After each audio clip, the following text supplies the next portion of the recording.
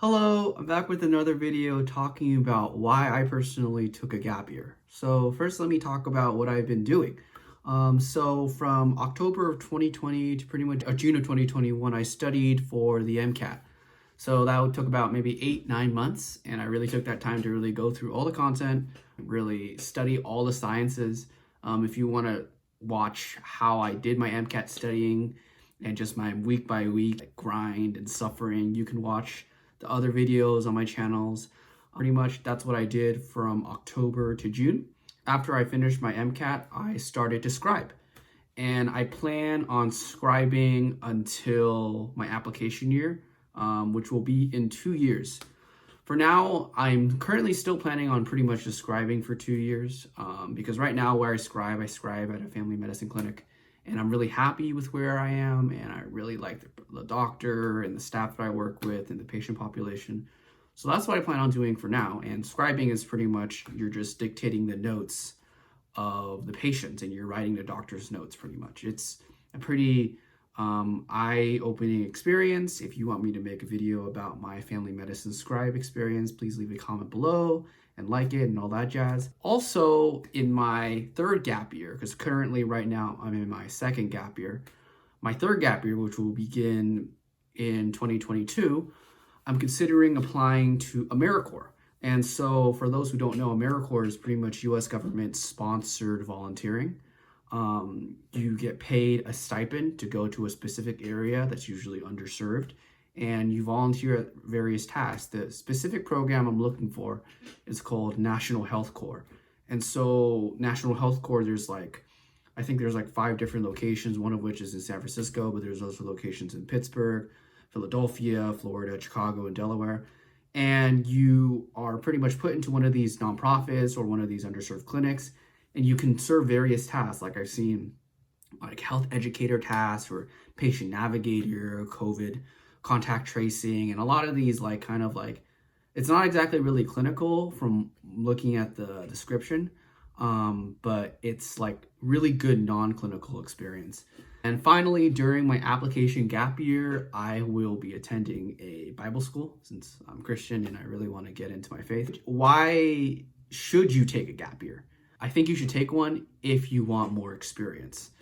What I mean by this is, you're coming fresh out of undergrad, and some people do the traditional method where they do 4 years of undergrad and they go straight into medical school. That's done. I know some of my friends, some of my colleagues have done that. But for me personally, I really wanted more life experience because I've grown up in a bubble. I grew up in the Bay Area. I went to Santa Barbara, UC Santa Barbara, and honestly, that was a little bit of a bubble too. And I really just wanted more experience with life and to grow and to mature, because ultimately, the older I am and the more experience I get, the better I am to be able to treat different patient populations. And also life experience. I want to experience more things. I want to travel. I want to, meet new people. I want to do all this and all that. And also doing a gap year allows you to have a better application. Of course, med school applications, right? The 2 big most important numbers are your MCAT and your GPA, right? But there's a whole lot more to your application than that, right?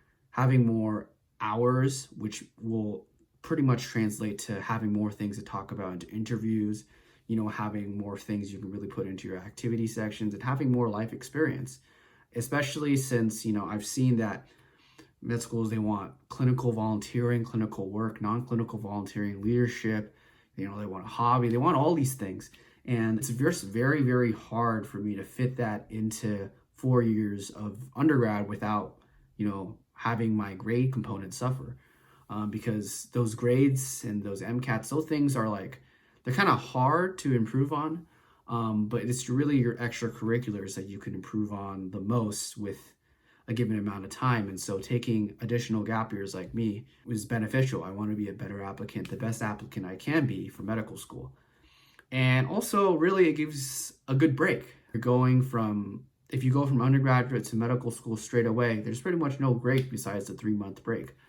And, you might get burned out because of that. And I'm sure you've heard many stories of, people who go straight from undergrad to medical school and they're burned out. And I don't want that to happen. I want to kind of, enjoy life and, experience everything I can experience. And just a couple of things to consider when you're taking a gap year is, most importantly, can you afford one? I'm very blessed that I can come back to my parents and live at my parents' home rent-free. I know not many people might have that opportunity, but certainly, if you can stomach living rent-free and you can stomach, the jobs that we take on as pre-meds during our gap years don't really pay that well.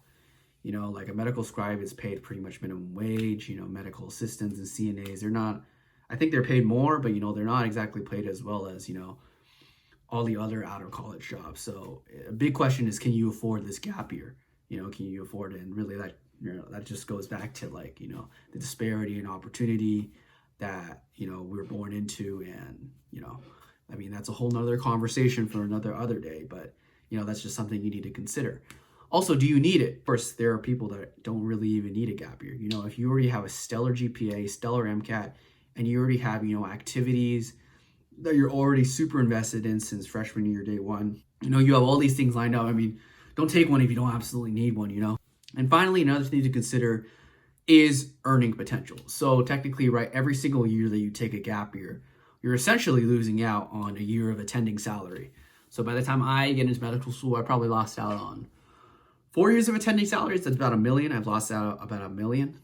So that's also another thing to consider. But I don't know, for me, the amount of money, I kind of just want to earn enough such that I can live comfortably, in a little condo or something like that. I'm not really looking towards the money. I'm really looking towards helping people, making sure that the lives of my patients are better. That's why I'm going to family medicine. And I may make a video about that another time, why I specifically really like family medicine. But yeah, that's pretty much my spiel about, why I consider doing a gap year and why maybe you should consider doing a gap year. So if you like this video, please leave a like, leave a comment, and see you at the next one.